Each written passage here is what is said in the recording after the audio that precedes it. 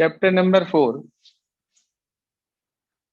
देखो, पिछली क्लास में मैंने आपको 10 इक्वेशंस दी थी जिसके अंदर आपको अलग अलग 3 या 4 सॉल्यूशन निकालने के लिए कहा गया था। और वो 4 सॉल्यूशन निकालने के लिए जो मैंने आपको इक्वेशंस दी थी उसमें ये 3 इक्वेशंस स्टूडेंट्स की प्रॉब्लम है, बेसिकली 4th, 5th और 9th। तो मैं एक एक करके इनके सॉल्यूशन आपको निकाल के दिखा दे रहा हूँ। और आज मैं इसी के साथ आपको एक्सरसाइज नंबर 4.3 का बेसिक बताऊंगा कि ग्राफ कैसे बनाया जाता है। वैसे तो इसके अंदर ऐसा कुछ है नहीं, आप लोगों ने सॉल्यूशन निकालने सीख लिए हैं और according to that solution you all know how to plot them on a graph paper. जानते हैं आप सभी प्लॉटिंग? तो जानते हैं सब बच्चे? Yes sir. कार्टेशियन प्लेन पर जब हम प्लॉटिंग करते हैं उसके बाद जब हम इन किसी भी एक लीनियर इक्वेशन इन 2 वेरिएबल्स के सॉल्यूशन निकाल कर अगर हम उसे प्लॉट करेंगे तो हमेशा एक स्ट्रेट लाइन मिलेगी। चेक करते हैं, अभी पहले हम सॉल्यूशन निकाल लें इनके। 4th ले लिया मैंने। इक्वेशन है 7x minus 2y equals to 10। मर्जी आपकी है, चाहे x की वैल्यू निकाल लो चाहे y की, जिससे आपका मन करता हो। भाई मेरा मन था कि मैं इस बार x की वैल्यू निकाल लूं तो मैंने इसे उधर भेज दिया 10 प्लस 2y। 7 को नीचे भेज दिया 10 प्लस 2y अपॉन 7। ये आ गया। अब मुझे इसके अंदर y की ऐसी वैल्यूज रखनी है कि उसे सिंप्लीफाई करके वो 7 से डिवाइड हो जाए, ताकि अगर ग्राफ भी अगर इसका बनाने को आए तो आपको कोई पॉइंट के प्लॉटिंग में दिक्कत ना आए। भाई मैंने इसमें 0 रख के देखा, ये डिवाइड नहीं हो रहा। 0 रखने पे मिला 10/7, डिवाइड नहीं हो रहा। मैंने इसके अंदर 1 पुट करा, 1 पुट करने पे 12 आ रहा, वो भी डिवाइड नहीं हो रहा। 2 पुट करा मैंने, तो 2 रखने से y को जब 2 रखा तो 2 2 जा 4, 10 प्लस 4 14, 14 अपॉन 7 यानी कि x 2 आ गए। कोई परेशानी नहीं भाई इतने तक? No sir. No sir. इसके बाद 3 रख के देखा तो नहीं हो रहा। इसके बाद 4 रख के देखा तो भी नहीं हो रहा। 5 रखा 20 आया तो भी नहीं हो रहा। 6 से नहीं हो रहा। 7 से 7 2 जा 14 तब भी नहीं हो रहा। 8 रखा तब भी नहीं हो रहा। 9 रखा हमने इसमें y की जगह पर, ये ध्यान रखना, बस y को रख रहे हैं आप। तो 9 2 जा 18, 18 प्लस 10 28, 28 अपॉन 7 तो x 4 आ गया। आपने देखा कितने गैप के बाद आपको अगला पॉइंट मिला? गैप कितना है? 7 का गैप है। तो अब या तो आप 7 7 आगे रखते चले जाओ या 7 7 पीछे को रखते चले जाओ। बताओ भाई, 2 में से 7 चले गए, 2 में से 7 चले गए, क्या बचा? -5। -5। इसका मतलब -5 से भी वैल्यू मिलेगी, रख के देख लो। -5 2 जा -10 प्लस 10 0 अपॉन समथिंग 0 आ गया। अब 9 में 7 प्लस कर दो 16। 16 2 जा 32 और 10 42 डिवाइड बाय 7 6 आ गया। तो मेरे पास इसके 4 सॉल्यूशन आ गए। कितने डिफिकल्ट से डिफिकल्ट क्यों ना हो, आप सबके सॉल्यूशन निकाल सकते हो अगर आपको पैटर्न क्लियर है तो। 2 2 4 9 0 -5 और 6 16, इसने 4 सॉल्यूशन मांगे थे। ये 4 सॉल्यूशन हमने इसके फाइंड आउट कर दिए। बोलो भाई, जिसकी प्रॉब्लम थी 4th उसको क्लियर हो गया 4th? Yes sir. चलिए जी, 4th के बाद बेटे हम अगले पे आते हैं 5th पे। लिखा है 3x plus 5y equals to 4। किसी भी एक की वैल्यू निकाल लो जिसका आपका मन करता हो। भाई मेरा मन था मैं इस बार y की वैल्यू निकाल लूं, तो मैंने इसे लिखा 5y equals to 4 minus 3x, 4 minus 3x upon 5। ये मैंने y को एक्सप्रेस कर लिया इन टर्म्स ऑफ x। उसके बाद हमें टेबल बनानी है सिर्फ और वैल्यू पुट करके दिखानी है। यहाँ तो मैंने डायरेक्ट रख दी वैल्यूज, आप एक एक वैल्यू को पुट करके दिखाना यहाँ पे ऐसे लिखकर। कि put x is equal to इतना या y इज इक्वल टू इतना। हाँ भाई, 0 रखने से कुछ मिल रहा क्या? No sir. नहीं। 2 रखने से कुछ नहीं मिल रहा। 3 रखने से शायद मिल रहा। Yes sir. x को मैंने 3 रख दिया तो y is equal to 4 minus 9/5 यानी कि माइनस के 5/5 यानी कि -1 मिल गया मुझे। x को रखा 3, y मिल गया -1। यहाँ लिख दिया सॉल्यूशन। अब ऐसे ही बिल्कुल इसी प्रकार से जैसे मैंने 3 रखा इसके अंदर आप 4 रखो, कुछ नहीं मिल रहा क्योंकि जो भी नंबर आ रहा वो कट नहीं रहा। 4 3 जा 12 हुआ ना, 8 में से 12 चला गया तो -8 रह गया। सॉरी, 4 में से 12 चला गया -8 रह गया, तो ये नहीं हो रहा। उसके बाद अगला बताओ, 5 रख के देखो, नहीं हो रहा। 6 रख के देखो, नहीं हो रहा।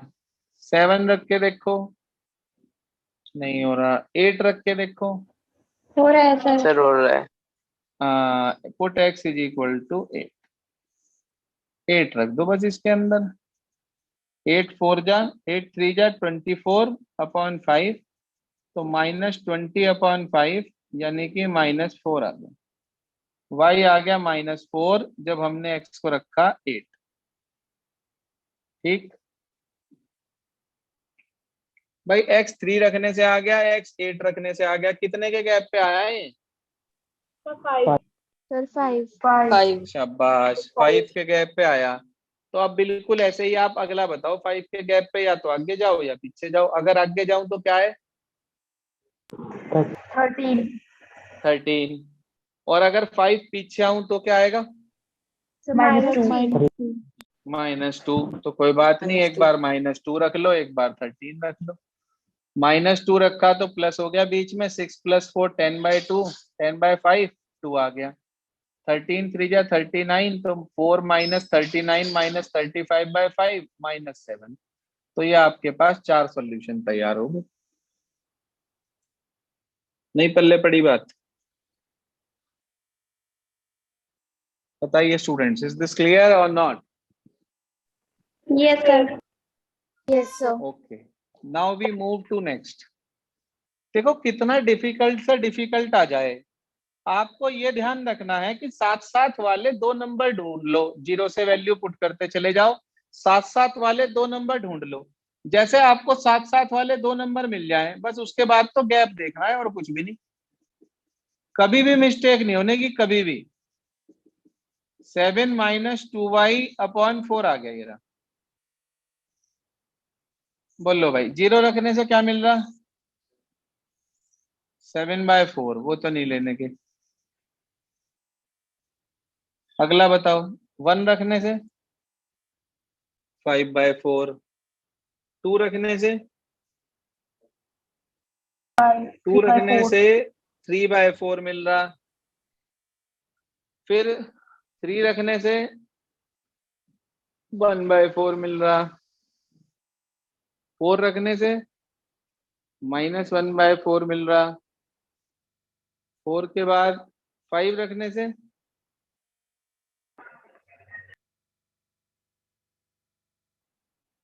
उससे भी कुछ नहीं मिल रहा। 6 रखने से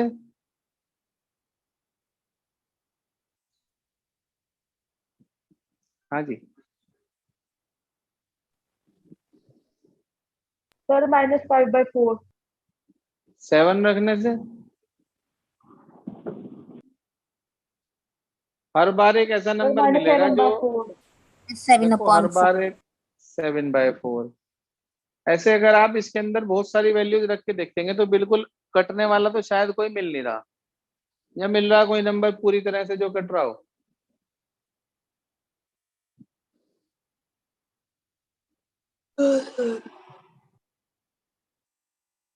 देखो अगर पूरी तरह से डिविजिबल इसमें, क्योंकि ये एक इवन नंबर है 2y, किसी ऑड में से एक इवन माइनस करेंगे तो हमेशा एक ऑड नंबर आएगा और वो 4 से डिवाइड नहीं होने का। बात समझ रहे हैं मेरी? इसलिए नहीं मिल पा रहा सॉल्यूशन। तो कोई बात नहीं, आप ऐसी वैल्यू ले लो जो लगभग पूरी पूरी डिवाइड हो जाए। अब जैसे 4 से तो सभी डिवाइड हो जाएंगे। मान लीजिए आप इसके अंदर पुट कर देते हो x के प्लेस पर 1, सॉरी y के प्लेस पर 1, तो 5 7 माइनस 2 हो गया 5, 5/4 आ गया। 5/4 का मतलब हो गया हमारे पास 1.25, यही बैठेगा ना पूरा। Yes sir. Yes, sir. आप इसे 5/4 भी रहने दे सकते हो, कोई गलत नहीं होगा। आप इसके अंदर अगली वैल्यू पुट कर दो, 2 रख दो आप, चलो 2 2 जा 4, तो ये 3/4 मिल गया। 3/4 का मतलब हो गया 0.75, ये बैठेगी क्या वैल्यू? Yes sir. फिर 3 रख दो, 0.25 आ जाएगी। ठीक है जी, फिर इसके अंदर 4 पुट कर दो तो माइनस के 0.25 आ जाएगी। बस, तो ये आपके पास 4 सॉल्यूशन आ जाएंगे। ऐसा केस तब है जब कोई पॉसिबिलिटी ना बन रही हो और आपको नहीं मिल पा रहा कोई सॉल्यूशन, तो ऐसी वैल्यू निकाल लो जिसे प्लॉटिंग में भी ज्यादा परेशानी ना आए। भाई अगर आपको 1.25 प्लॉट करना है तो एनसीईआरटी में सीखा भी था आपने, एक्स पे 1.24 लेना है, तो ये 0 है, ये 1 है, ये 2 है, 1.25, तो बीच वाली लाइन पे तो बैठेगा क्या? 1.5। 1 और 2 के ठीक सेंटर में जो लाइन होगी वो क्या होगी? 1.5। हमें चाहिए 1.25, तो 1.2 और 1.3 के ठीक बीच में ले लेंगे आप शार्प पेंसिल से। और y पे कितना है? 1, तो y पे 1 है, तो यानी कि अगर मैं इस पॉइंट की प्लॉटिंग करूं तो ये पॉइंट आ जाएगा मेरे पास। बोलो भाई बच्चों। Yes, sir. देखो यस सर। ऐसा ऐसा ना बहुत रेयर आता है कि आपको सोल्यूशन ना मिल पाए। ये तो मैंने आपको हर तरह का क्वेश्चन दे दिया, थोड़ा टिपिकल भी और थोड़ा सा हार्ड भी, हर तरह का क्वेश्चन आपको मैंने प्रोवाइड कर दिया। अब इसके अंदर आपने सॉल्यूशन निकाला, इसकी प्लॉटिंग करी। जब आप इनकी प्लॉटिंग करेंगे तो आप ये देखेंगे कि आपको एक स्ट्रेट लाइन मिल रही है। जैसे मान लीजिए आपको ये वाला पॉइंट ले लूं मैं 1 मिनट के लिए, इसी लाइन को प्लॉट कर रहा हूं आपके सामने, जो थोड़ी सी टिपिकल पड़ेगी। 0.75 पे 2, जरा ध्यान दो, इसी की प्लॉटिंग कर रहा हूं आपके सामने में। जी हाँ, 0.75 तो लेना है एक्स पे, तो 0.5 और 0.7 और 8 के बीच में 0.5 बैठेगा। आपको उस पे वैल्यू लेनी है कितनी? 0.75 पे 2। अगली है 0.25 पे 3। हाँ भाई, 0.25 यहाँ बैठेगा, उस पर आपको वैल्यू लेनी है कितनी? 3। उससे अगला आप देखेंगे माइनस के 0.25 पे 4, तो माइनस का 0.25 इधर बैठेगा और उस पे आपको वैल्यू लेनी है कितनी? 4। तो जब आप इन्हें प्लॉट कर देंगे और इन्हें सबको ज्वाइन करेंगे तो आप स्केल से जोड़ेंगे इन्हें और ये पाएंगे कि ये अपने आप में क्या आ रही है? स्ट्रेट लाइन आ रही है। स्ट्रेट अगर लाइन। आपकी अगर आपकी स्ट्रेट लाइन नहीं आ रही ना, सुन लो, अगर आपकी स्ट्रेट लाइन नहीं आ रही तो इसका मतलब आपके सॉल्यूशन गलत हैं, कहीं ना कहीं आपने मिस्टेक कर दी, उस मिस्टेक को आप ठीक कर लो। सुन रहे बात? अब यस ये सर। 4 पॉइंट का क्या लॉजिक है? 4 पॉइंट क्यों निकालते हैं ग्राफ बनाते समय? एक बात मुझे छोटी सी सोच के समझ के बताना। आपने मान लो सिर्फ 2 सॉल्यूशन निकाल ले और आपने उन्हें प्लॉट करा कहीं भी ग्राफ पेपर पे, एक यहाँ मान लो एक यहाँ। अब आपने इन दोनों को ज्वाइन कर दिया, तो 2 पॉइंट से तो हमेशा एक स्ट्रेट लाइन बनती है या नहीं बनती? यस सर, बनती है। आपको पता ही नहीं चलने का कि आपका कोई पॉइंट गलत भी है या नहीं है। आपने मान लो 3 पॉइंट निकाले, सपोज करो आपने 3 पॉइंट निकाले, पहला ये आ गया, दूसरा ये आ गया और तीसरा ये आ गया। अब हो सकता है ये दोनों ठीक हो सकता है ये दोनों ठीक हो, और हो सकता है ये दोनों ठीक हो। आपने देखी कमाल की बात कि आपको यही नहीं पता चल पाया कि सही लाइन ये वाली है या ये वाली है या ये वाली है। नहीं समझे बात मेरी? इतना तो पता चल गया कि गलती है, 3 पॉइंट sir. की हेल्प से आपको इतना तो पता चल गया कि गलती है, ये नहीं पता चला कि तीनों में से गलत पॉइंट कौन सा है। लेकिन अगर आप 4 पॉइंट निकालते हो किसी भी लाइन के, समझो ध्यान से, लेकिन अगर आप 4 पॉइंट निकालते हो तो कम से कम 3 तो सही निकालोगे ही, एक आधा गलत निकाल लोगे। आपने 4 पॉइंट निकाले, मान लीजिए पहला, ये दूसरा, ये तीसरा और चौथा यहाँ आ गया, तो हमें दिख गया भाई 3 एक लाइन में आ रहे, इसका मतलब ये तीनों ठीक निकाल ले हमने। वो हमने गलत निकाल दिया, उसे छोड़ दो, आप रब कर दो और टेबल में से भी हटा दो उसे, नहीं तो उसे ठीक कर लो। तो 4 पॉइंट से गलती होने के चांसेस थोड़े से कम हो जाते हैं in comparison to 2 points, 3 points और 4 पॉइंट्स। अब मेरी बात ध्यान से समझ लो, 2 पॉइंट में गलती पता ही नहीं चलने की, 3 पॉइंट में गलती पता चलेगी लेकिन पकड़ में नहीं आएगी। 4 पॉइंट्स में अगर आप निकाल रहे हैं, जैसे मैंने इसके 4 पॉइंट निकाल के प्लॉट करा, तो गलती होगी अगर, तो वो पकड़ में भी आने के चांसेस हैं, ठीक है जी, नहीं तो और किसी में नहीं आएंगे वो पकड़ में। बताओ पॉइंट समझ में आ गया आपको कि व्हाई वी फाइंड 4 सॉल्यूशंस।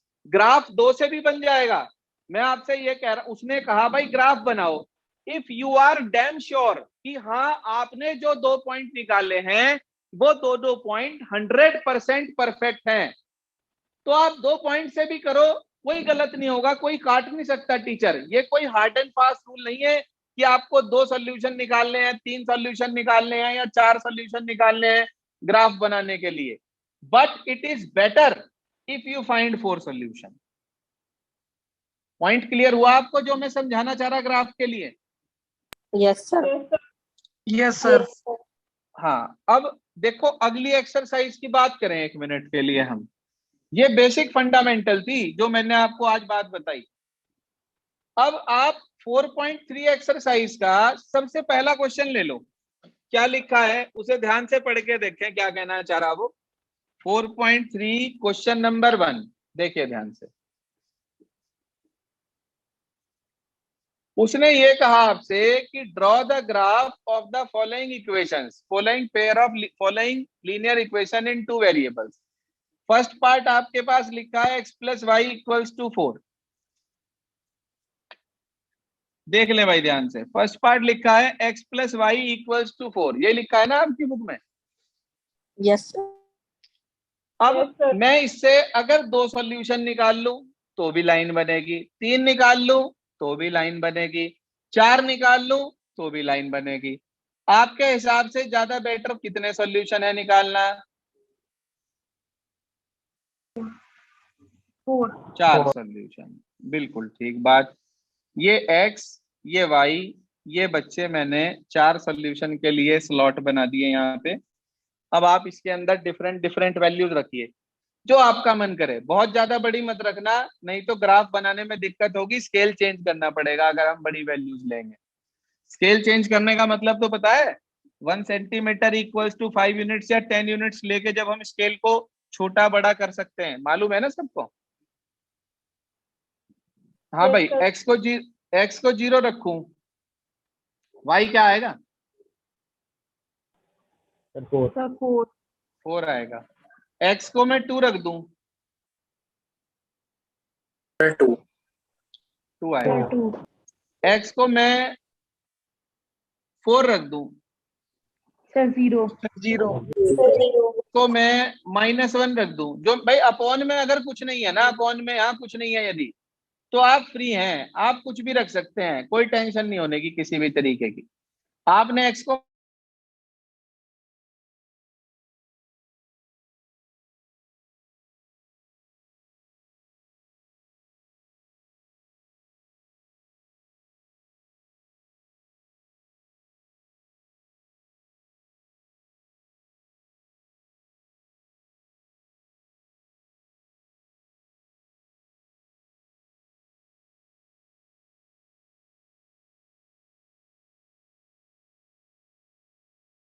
देखो, मैं एक बार प्लॉटिंग करके दिखा देता हूं, बाकी आप सबको आती है।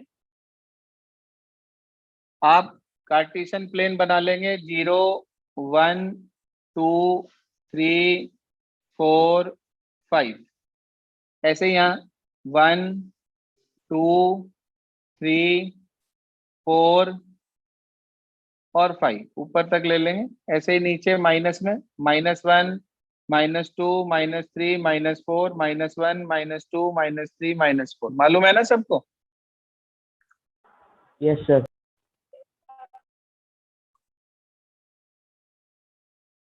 तो ये आ गया हमारे पास। अब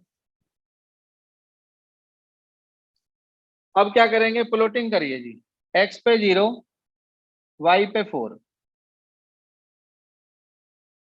अगला 2 पे 2, x पे 2, y पे 2, तो ये पॉइंट आ गया 2 2। अगला 4,0, x पे 4, y पे 0। अगला -1 पे 5, तो x पे -1, y पे 5 ऊपर ले लेना। यहाँ आपने इन्हें ज्वाइन करना है सबको, ये, और प्रोड्यूस करना है इधर भी और इधर भी। स्केल से बना लेंगे आप। ये पॉइंट था 0 4, ये पॉइंट था 2 2, ये पॉइंट था 4 0। पॉइंट मेंशन करने हैं और लाइन पे लाइन की इक्वेशन लिखनी है। x + y = 4। इधर x, इधर x डैश, ऊपर y और नीचे क्या, y डैश। ठीक है भाई, y और y डैश मालूम है ना सबको, y डैश का। Yes, sir. अब Yes, एक sir. चीज ग्राफ पेपर पे और लिखते हैं हम। स्केल x एक्सिस पे 1 सेंटीमीटर = 1 यूनिट, और y एक्सिस पे 1 सेंटीमीटर = 1 यूनिट। कुछ टीचर कहते हैं कि भाई जब हमने स्केल चेंज ही नहीं करा तो हम लिखे क्यों। कुछ टीचर कहते हैं स्केल क्यों नहीं लिखा।